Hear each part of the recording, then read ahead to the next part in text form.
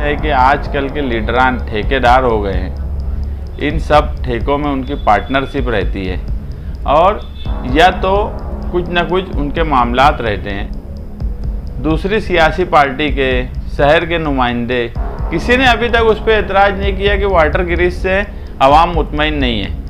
ये तो हर लीडर जानता है कि आवाम मुतमईन नहीं है। तकरीबन 50 करोड़ रुपये सालाना खर्च होता है। इतनी बड़ी रकम खर्च होने के बाद भी शहर के क्या हालात है ये आपके सामने है। देखो, वाटर गिरीश कंपनी 10 साल का ठेका दिया गया।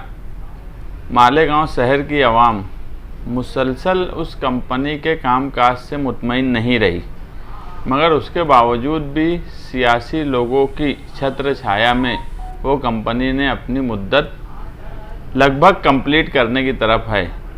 हमारी एक मालूमात ये आई थी कि वाटर गिरीश कंपनी को मुद्दत वाड़ देने वाले हैं, मतलब इजाफा, यानी उसकी मुद्दत में और इजाफा कर देंगे।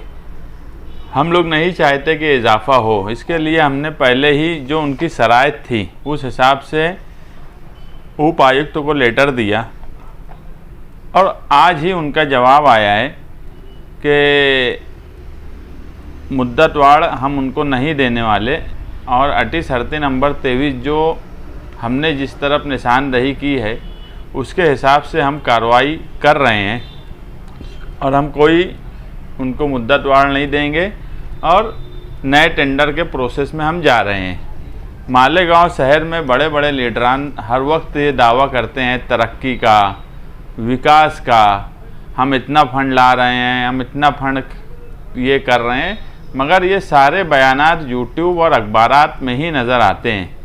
तुम ज़मीन पर देखेंगे तो आज मालेगांव शहर बढ़ता जा रहा है, आबादी के लिहाज से और रकबे के लिहाज से आज मुसलसल बढ़ रहा है। हम जो शहर हमारा पुराना है, आज हम वहाँ बुनियादी सहूलत साफ़ सफाई की नहीं दे पा रहे हैं।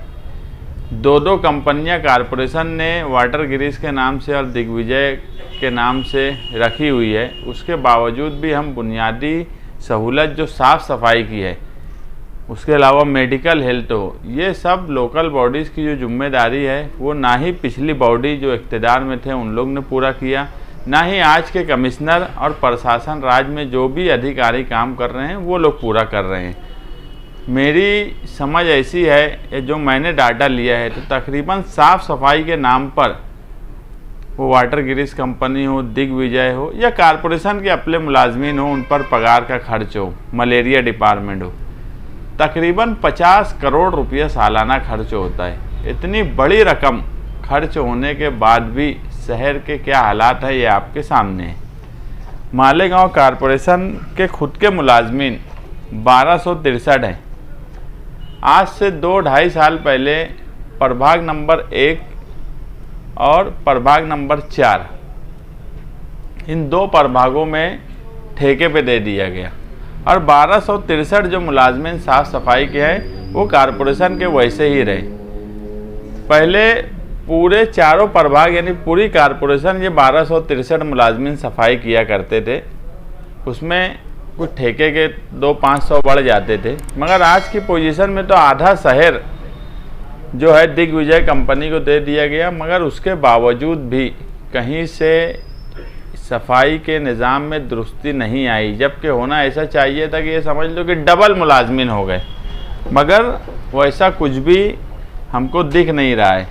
मालेगांव शहर का ये अलमिया है कि यहाँ पर न सियासी लीडरों के पास कोई मेथड है साफ़ सफाई किस तरह की जाए, क्योंकि वो खुद उसमें इन्वॉल्व है। हम हमेशा कहते हैं कि आजकल के लीडरान ठेकेदार हो गए हैं। इन सब ठेकों में उनकी पार्टनरशिप रहती है और या तो कुछ न कुछ उनके मामलात रहते हैं। आप ये बात देख लो कि आज भी अगर ठेका की मुद्दत ख़त्म हो रही है, उसको मुद्दत वाड़ ना दी जाए, ये सिर्फ जनता दल के ही लोग बोले। दूसरी सियासी पार्टी के शहर के नुमाइंदे किसी ने अभी तक उस पर एतराज़ नहीं किया कि वाटर गिरीश से आवाम मुतमईन नहीं है। ये तो हर लीडर जानता है कि आवाम मुतमईन नहीं है, मगर हर लीडर वाटर गिरीश से मुतमईन है। अब वो क्यों मुतमईन है ये भी आवाम जानती है, क्योंकि आवाम नहीं मुतमईन है मगर लीडर तो मुतमईन है।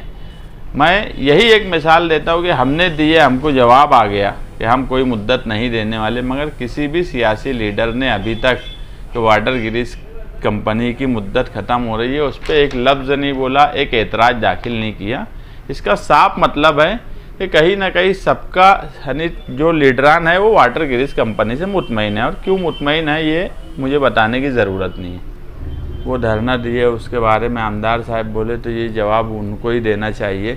सबसे पहले मुझे ऑटो कंसल्ट वाले बुलाए कब्रस्तान रोड के पास, कब्रस्तान ट्रस्ट वालों ने मुझसे बातचीत की और उन लोगों ने मुझसे कहा कि ये काम क्यों नहीं हो रहा है। तो मैं कहा कि यार ये टेंडर 2.5 महीना पहले खुल जाना चाहिए था। मैं उस वक्त सबसे पहले टेंडर खुलने की बात बोलने वाला हम जनता दल के लोग, हमने वहाँ 8 दिन का उनको टाइम दिया, 8 दिन में हमको उस पर जवाब दिया जाएगा। उसके साथ में कौन धरना दे रहा है और उसमें कौन और कोशिश कर रहा है उस पर मुझे कुछ बोलना नहीं है, मगर मेरा एतराज़ इस पर है कि टेंडर क्यों नहीं खुलने दिया जा रहा है। मैं जो बोल रहा हूँ कि अब इस शहर में लीडर नहीं बचे। पहले ऐसा था कि लीडर आवाम की ज़रूरत पे काम करते थे, अब लीडर ठेकेदारी के लिए काम करते। यही सिर्फ एक वजह है जिसकी वजह से टेंडर खुलने नहीं दिया जाता, वो कारपोरेशन हो, PWD हो, कोई भी महकमा हो।